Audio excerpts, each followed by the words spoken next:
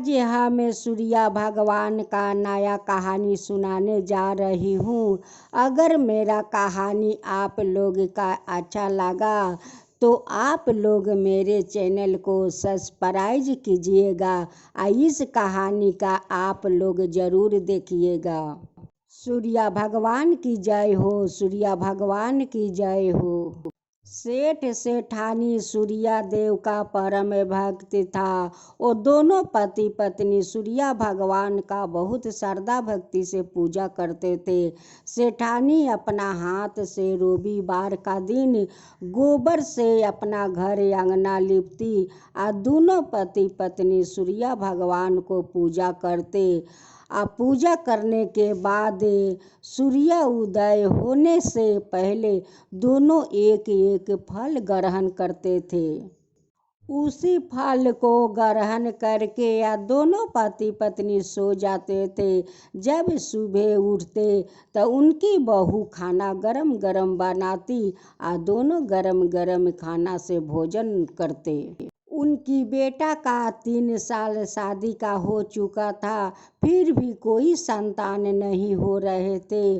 वो सेठ सेठानी बहुत चिंता में पड़े हुए थे कि अगर मेरी बहू को संतान नहीं होगा तब मेरा घर का तो दीपक नहीं होगा।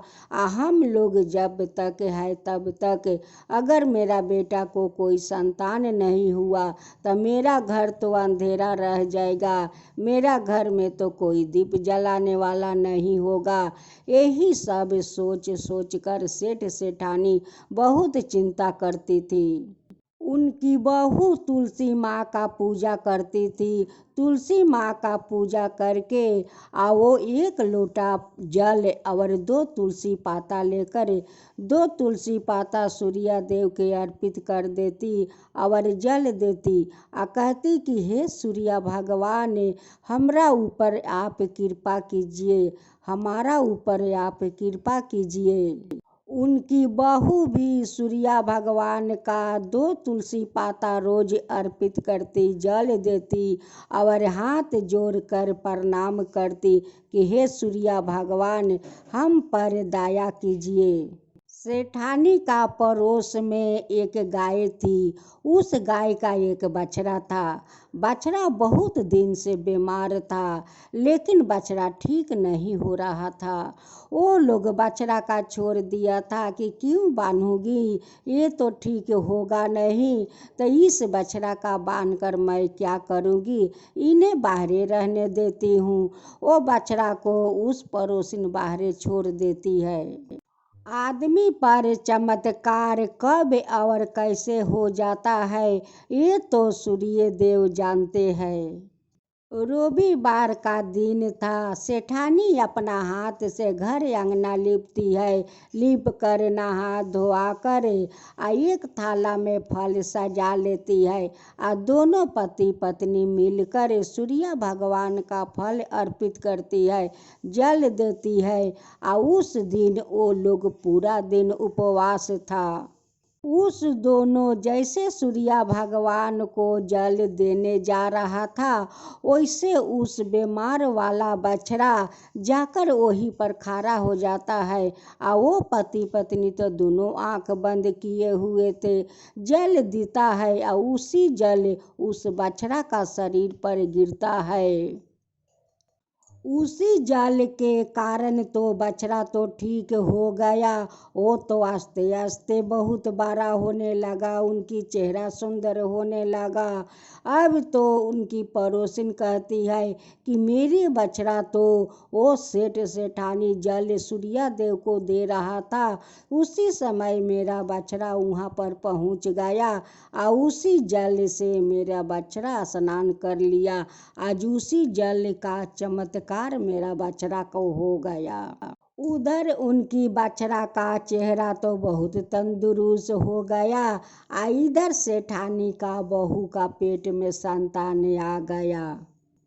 कुछ दिन का बाद उनकी बहू कहती है कि सासू माँ, हमारा तो इमली खाने को मन करता है, आप मुझे कुछ इमली आन दीजिए।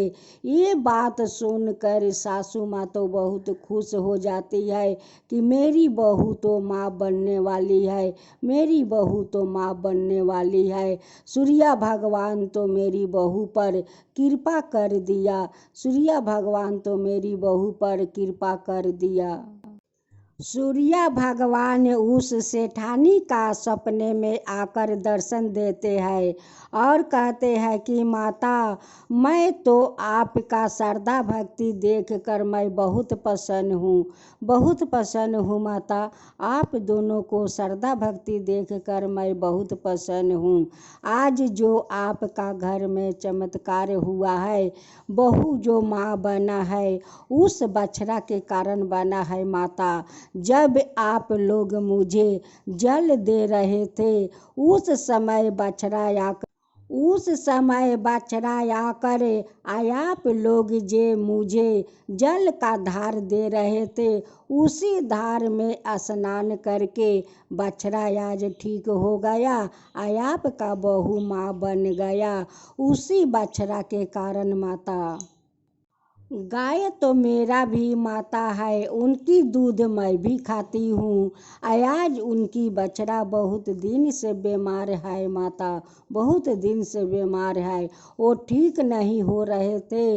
वो तो हमारा शुक्रिया है कि बछड़ा आ गया, मेरे जल से स्नान कर लिया, बछड़ा वो ठीक हो गया।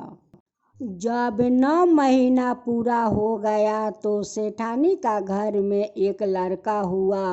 वो लोग का तो खुशी का ठिकाना नहीं है, मार घर में सोहर करवाते हैं, बजना बजवाते हैं, बहुत खुशी है, बहुत खुशी।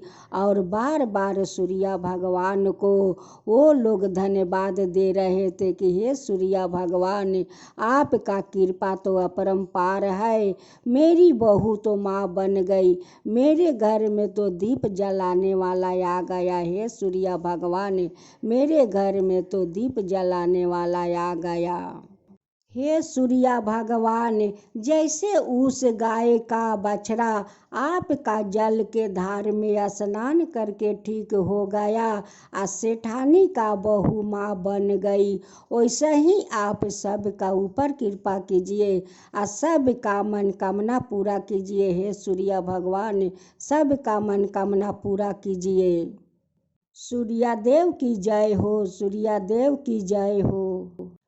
अब दूसरी कथा। एक गांव में एक धोबिन रहती थी, उस धोबिन का कोई संतान नहीं था।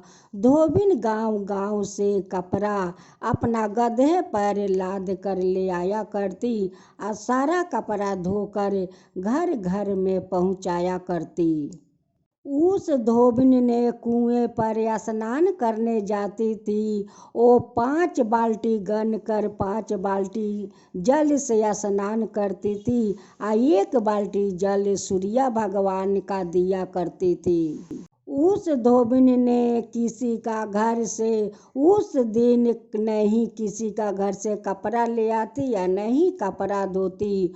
उस दिन रविवार का दिन वो गोबर से अपना घर आंगना लिपती, पूरा दिन। जब धोबिन कुएं पर स्नान करने जाती तो अपना बाल्टी से गन करे 5 बाल्टी स्नान करती, एक बाल्टी जल सूर्य भगवान का अर्पित करती। उस धोबिन का रोज का नियम था, वो रोज स्नान 5 बाल्टी से करती, एक बाल्टी सूर्य देव को जल देती, लेकिन रविवार का वो बहुत नियम पालन करती थी। और सूर्य भगवान से कहती कि हे सूर्य भगवान, मैं तो 100 साल तक जीना चाहती हूँ, 100 साल तक आपका जल देना चाहती हूँ, पूजा करना चाहती हूँ। हमारा 100 साल के आगे मृत्युक नहीं होना चाहिए सूर्य भगवान, हमारा मृत्युक नहीं होना चाहिए।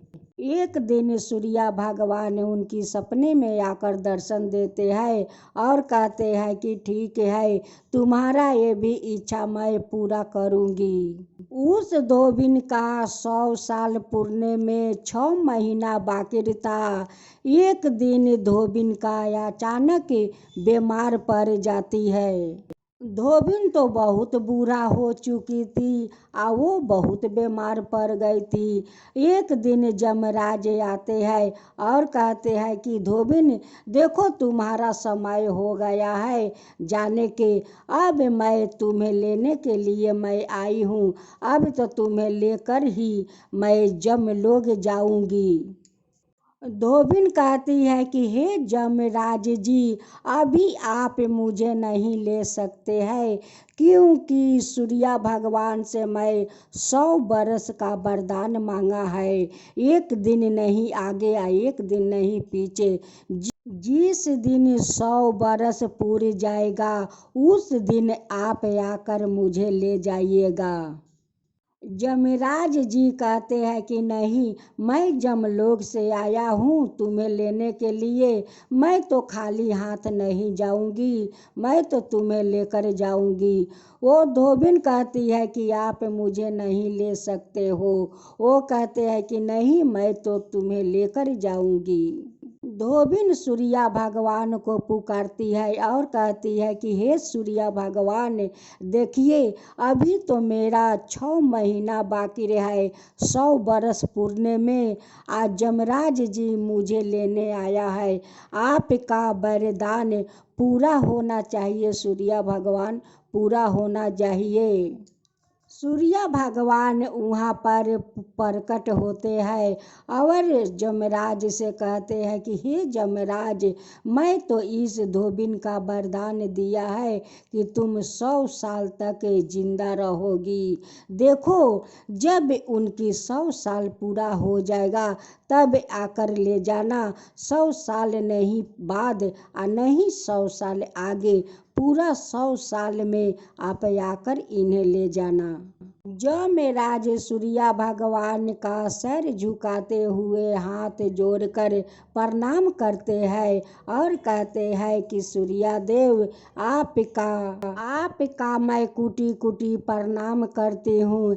हे सूर्या देव, मैं एक दिन आगे और नहीं एक दिन पीछे, ठीक जिस दिन 100 बरस पूरा हो जाएगा उस दिन मैं आकर इस धोबिन को मैं ले जाऊंगी। सूर्या भगवान कहते हैं कि ठीक है, तुम नहीं आगे आना नहीं पीछे आना, ठीक 100 बरस जिस दिन पूरा होगा उस दिन आकर इस धोबिन को ले जाना। देखते देखते धोबिन का पूरा 100 साल हो गया। 100 साल जिस दिन पूरा हो गया उस दिन यमराज आकर उस धोबिन को लेकर यमराज जी यमलोक चले गए। हे सूर्या देव, जैसे उस धोबिन को आप वरदान दिया 100 साल का, वैसे सब कोई का वरदान दीजिए और सब कोई का ऊपर कृपा कीजिए। हे सूर्या भगवान, सब कोई का ऊपर कृपा कीजिए। हे सूर्या भगवान, सब कोई का ऊपर कृपा कीजिए। जो आपका कहानी कहता है, जो सुनता है, जो हुंकारी पड़ता है, उन सब का ऊपर कृपा कीजिए। हे सूर्या भगवान, उन सब का ऊपर कृपा कीजिए। सूर्या देव की जय हो, सूर्या देव की जय।